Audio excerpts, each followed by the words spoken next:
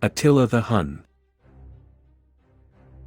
Attila the Hun, 434 to 453 CE, was the leader of the ancient nomadic people known as the Huns and ruler of the Hunnic Empire, which he established.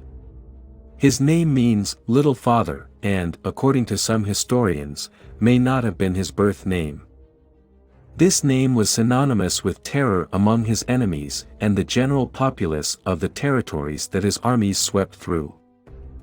Attila's incursions into the regions of Germania drove the populations across the borders of the Western Roman Empire. The influx of the Visigoths, in particular, and their later revolt against Rome, is considered a significant contributor to Rome's fall. The Visigoth victory over the Romans at the Battle of Adrianople in 378 CE was an event the Roman military never fully recovered from. Further, that victory encouraged the Huns to join the Visigoths, their former adversaries, in plundering Roman territories. The apparent weakness of Rome encouraged Attila, once he became leader of the Huns, to make and break treaties, such as the Treaty of Margus in 439 CE, without fear of consequences.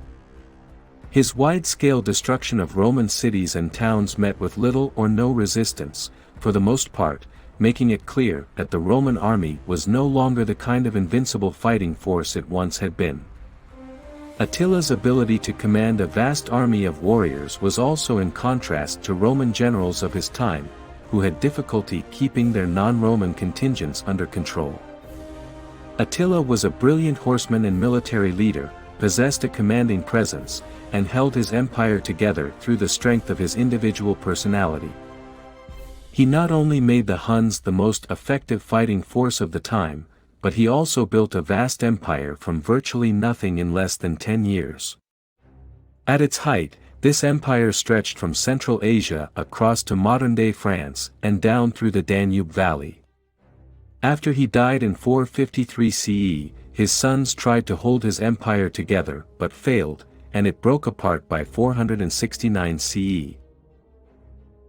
Attila's date and place of birth is unknown.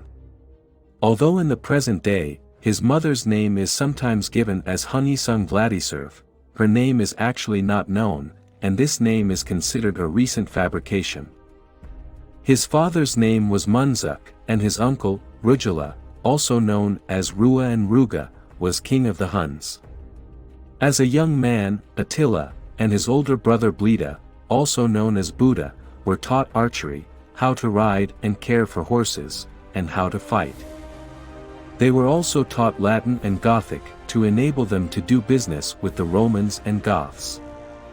Historians are divided on how much can be said with certainty regarding Attila's early years, however, and some claim that nothing is known of his early life, not even his birth name, and nothing should be inferred based on his later accomplishments.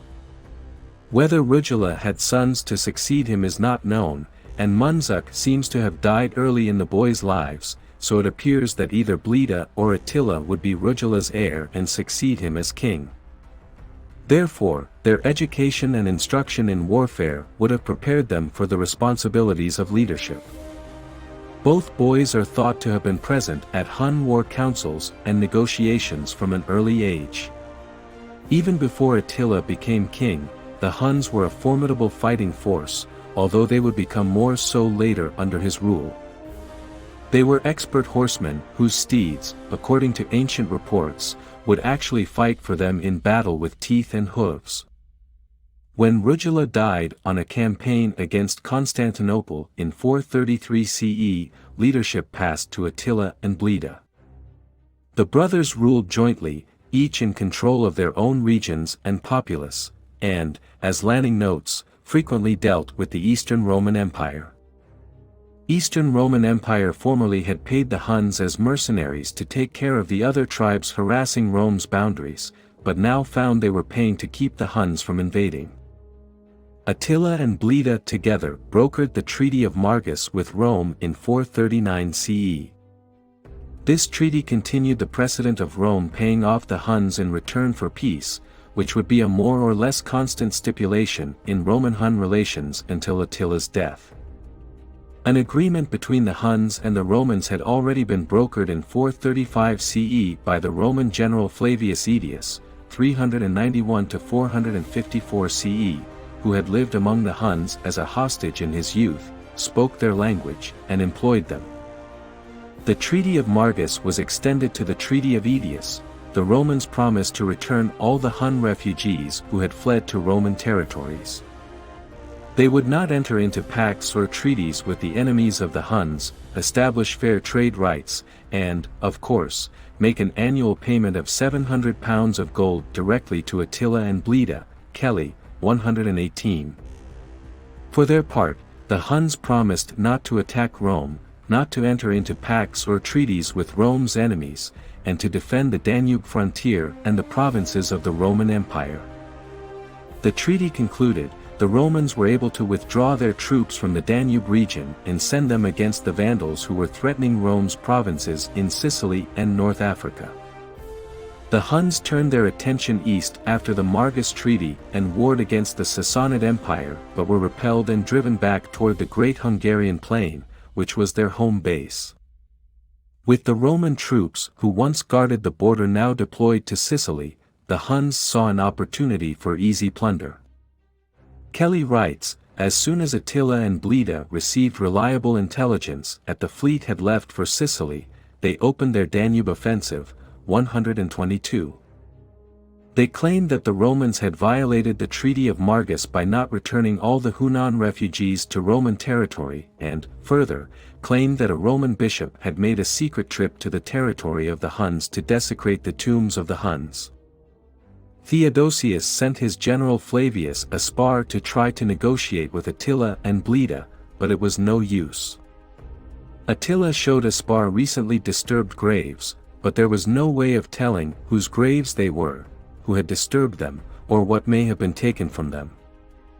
With no proof of a crime, Aspar refused to turn the bishop over to the Huns and, further, claimed he had no knowledge of Hun refugees hiding from Attila and Bleda on Roman soil.